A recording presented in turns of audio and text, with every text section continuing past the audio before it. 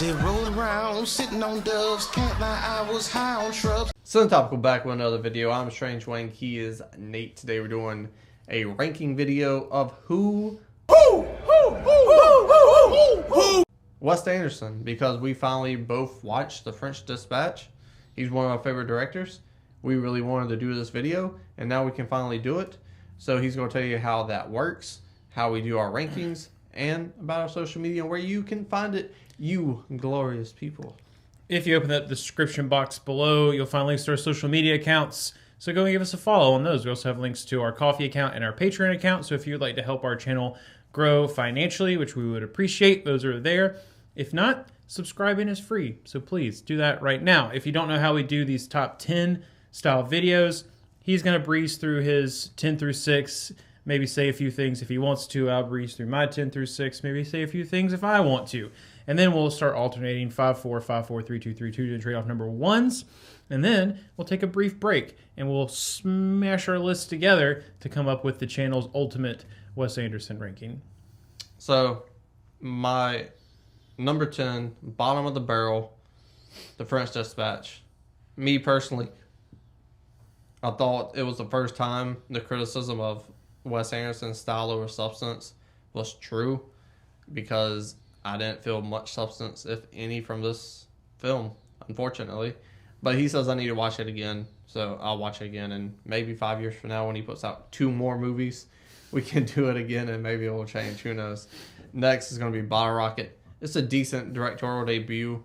You don't really get the Wes Anderson I love, because he's learning his style, and you can see that in the film.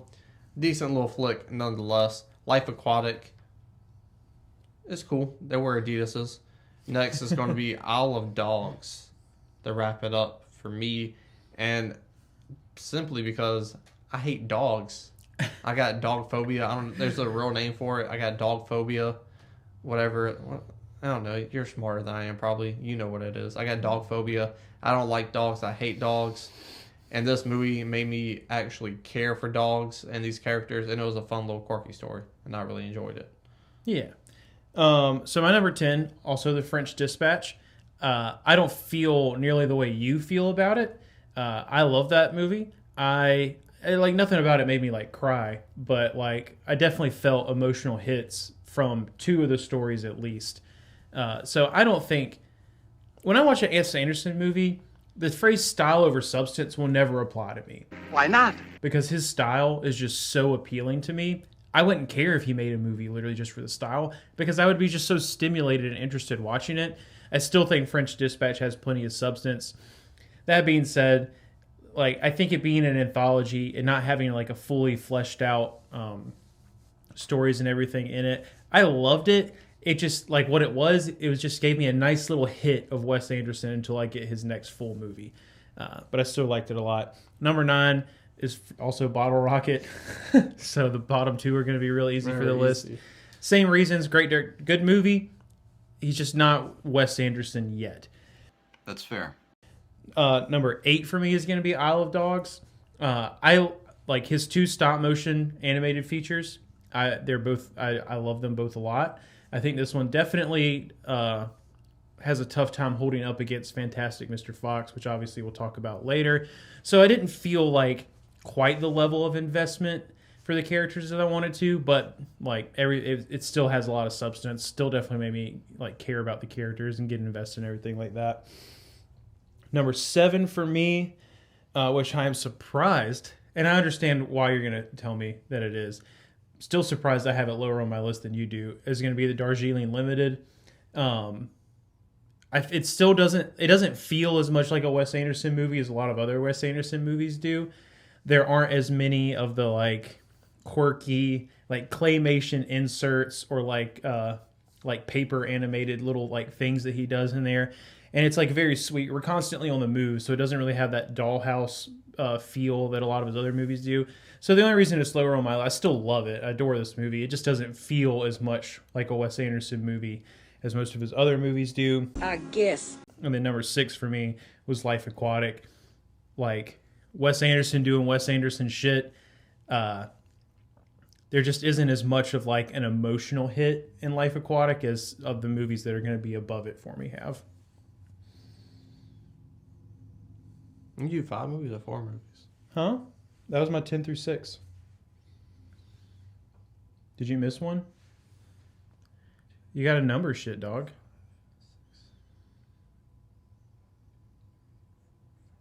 I did miss my 6. Oh. Stupid. Well, what was your 6? Because in my head, you take the bottom half and minus it by 4 at 6, right? That's what I was going. Well, there's 10 movies. My number, so half of 10. My number 6 is the Darjeeling Limited. Okay. Because the short film in it, it's fire. It sets it up. The short film's honestly better than the movie is, but I do like the colors of India and these white people in India. I like even more now that we react to Indian trailers because I feel like the 3 brothers, and we kind of argue like the 3 brothers.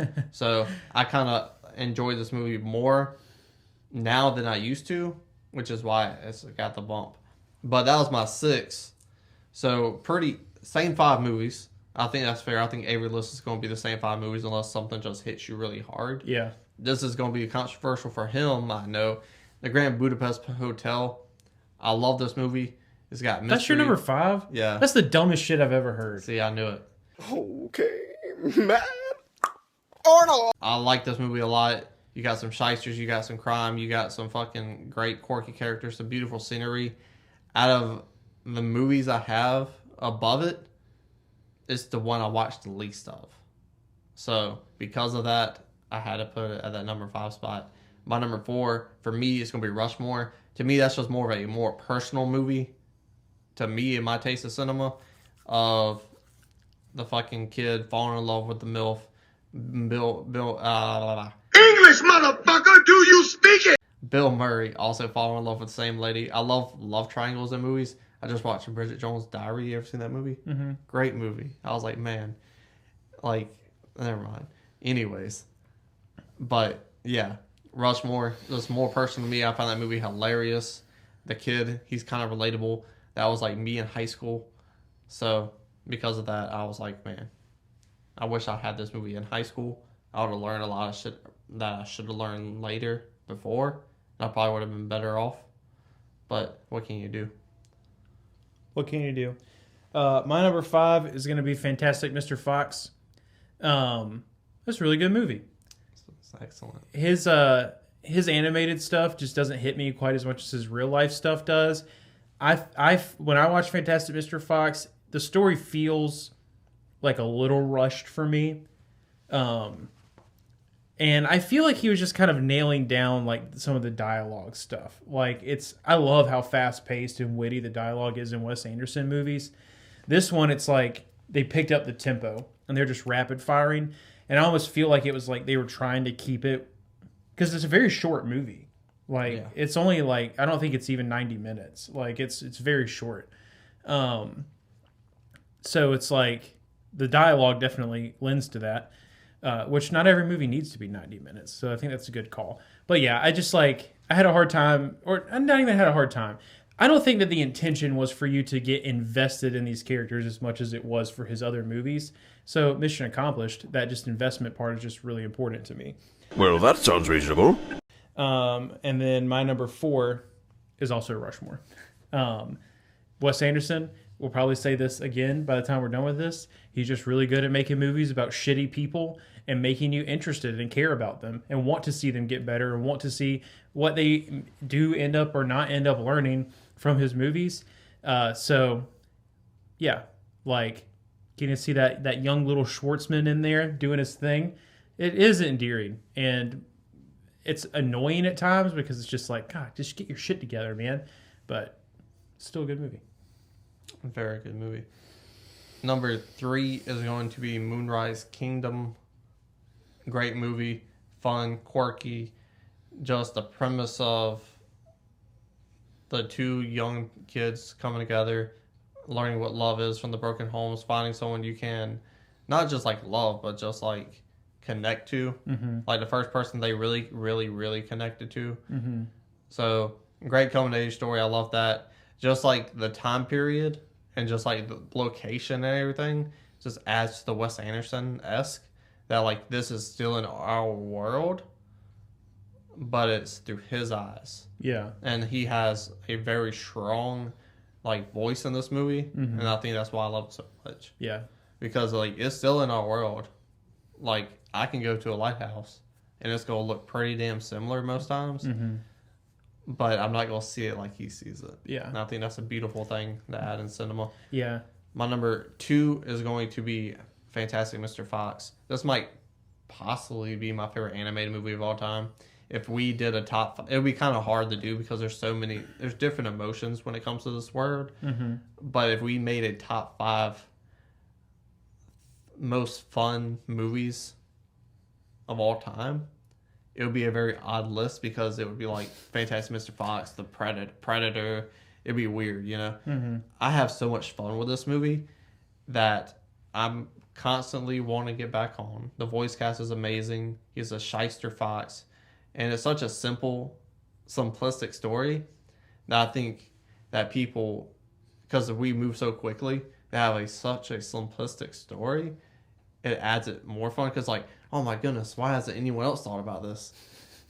But it's so simple. And the stop motion animation just adds to the flavor of the film and his directorial voice. Like you said, the fast dialogue. I love old movies. I love the fast dialogue. I love the dialogue in this movie.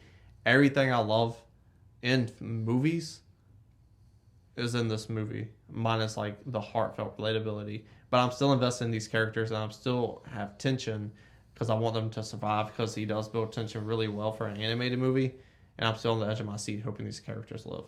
And I saw like, but the behind the scenes of like when they was doing the voice recordings and everything. Yeah. That's so fun. I bet. I was smiling. Yeah. Just to like see like fucking Danny Ocean actually eating bread like that to get the exact sound for him eating bread. One of the greatest things I've ever seen in my life. That sounds about right. I love this movie. Yeah. So my number 3, also Moonrise Kingdom. This gonna be fun. My favorite coming of age movie. It makes me, I cry at this movie. I like almost every time. I agree with everything that you said. He absolutely has a voice in this movie. The way that he just sees this, it's like Anderson creates movies almost how he wishes the world was. And it's not, but I would almost rather live in like the Wes Anderson world than the real one sometimes. And I think that's why I love his movies so much, because not only are they incredibly artistic, like they're not just artistically brilliant with incredibly compelling, interesting characters with excellent stories. It's like it also offers that escapism that sometimes you only get from just like your generic CGI bullshit. But yeah, Moonrise Kingdom, these two kids, their lives suck and they find each other and like it makes their lives better. And I think that's beautiful. So it's a wonderful story about like connection and young love. And I just can't, I literally cannot get enough of that movie. My number 2 is The Royal Tenenbaums.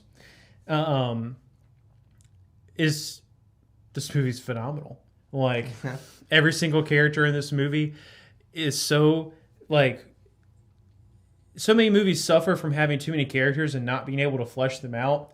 This is not one of them. There are a lot of characters in this movie, and you get the perfect amount of backstory for each and every one of them without it making it feel like the movie is too long. They are also interesting. They're also different and quirky. And then just watching this completely fractured and damaged family like just slowly start to like repair itself and weave itself back together, even though that means things are not going to look like they looked before. You mentioned love triangles. Great love triangle in this movie with Bill Murray and Gwyneth Paltrow and Wow. Luke Wilson. It's Luke Wilson. Owen's He's in there too. Well, yeah, I guess it's a love square. Yeah. Or I don't. It's one of those things. They fucking. Yeah, it's true. Forgot about A that. lot of fucking in that movie. But There's yeah, 2 love triangles. Well, there's a love square, and then you got a love triangle with old Royal. He's trying to get back with Mrs. Adams. Angelica Houston. Yeah, but Danny Glover, he's showing her that lethal weapon, if you know what I'm saying. Yeah, and I love that because literally the only 2 characters in this movie, like excluding the kids, the only 2 characters in this movie that aren't shitty people are Angelica Houston and Danny Glover. And like I also love that they're just the ones that end up together. And like, this is a great movie. Also, R.I.P. to the dog. I got dog phobia. Fuck that dog. Anyways, that was my number one as well, so I'm gonna be brief. I'm gonna be brief like a pair of boxers, you know what I'm saying? So, top 10 favorite comedies of all time for me personally. I think if you do a top 25 greatest comedies of all time, it's on the outside of that top 10 just because the audience for this is probably a little bit smaller than your average audience goer. Phenomenal film. That's my number one. So my number one is not the Royal Tenenbaums. My number one is the Grand Budapest Hotel. I think this is easily Wes Anderson's best movie in terms of him nailing down his style, nailing down his character development, nailing down his dialogue. It is like the complete package. So like the Wes Andersonisms is a 10 out of 10 in this movie. The color palette in it, the score in it, 10 out of 10 in this movie. It's absolutely phenomenal. But for me, it's like the relationships that exist within it between Zero and Agatha, Zero and Gustav, Gustav and his cornucopia of old women that he sleeps with. But on top of all that, you also get, it's essentially a heist movie. Like, you get some solid prison scenes. You get all this stuff. But then you just go back to the fact that this really is just an entire story being told to Jude Law by an older Zero, just remembering like all these wonderful moments of his life and watching like how hard it is for him to go back and talk about Agatha. It took a 10 out of 10 story and was like, here's a 0.5, like 10.5 out of 10. I fucking love this movie. I also think it's his most accessible movie, which I don't give a shit about that. That wouldn't like change where it is in my rankings or not. But it's my favorite Wes Anderson movie to show people because I think it's the easiest to like. A lot of people who like don't normally watch this kind of stuff, they'll watch a Wes Anderson movie and be like, I just like felt so artsy and like, well, like, you know, whatever, dude. But show someone Grand Budapest first, and it just opens the door to everything that is Wes Anderson. It's like his gatekeeping movie, and I love it. It's the best. We are going to combine these and be back soon. We combined our list together. Similarly to that. And we have the all-time greatest, most correctness Wes Anderson ranking to date. So I'm going to do 10 through 6. I'm going to include the 6 this time. At number 10, The French Dispatch. Number 9, Bottle Rocket. Number 8, Isle of Dogs. Number 7, Life Aquatic. The story is Steve Zissou, is that right? The full title? The Life and Times. It's The Life Aquatic with Steve Zissou. Yeah, there you go. Number 6, The Darjeeling Limited. Number 5 is Rushmore. Number 4, Fantastic Mr. Fox. Number 3, The Grand Budapest Hotel. Number 2, Moonrise Kingdom. And number 1, The Royal Tenenbaums. And that is the all-time greatest Wes Anderson ranking list of all time. He forced me to put Grand Budapest at number 3, or he said he would stab my tires. I just bought those tires. So I don't want flat tires when I leave. So Grand Budapest number 3. Grain of salt. But if you don't agree, he'll stab your fucking tires apparently. Tell us your thoughts and your list down below in the comment section. Scroll back up at the like button, share the video. And subscribe. It's not a game, it's a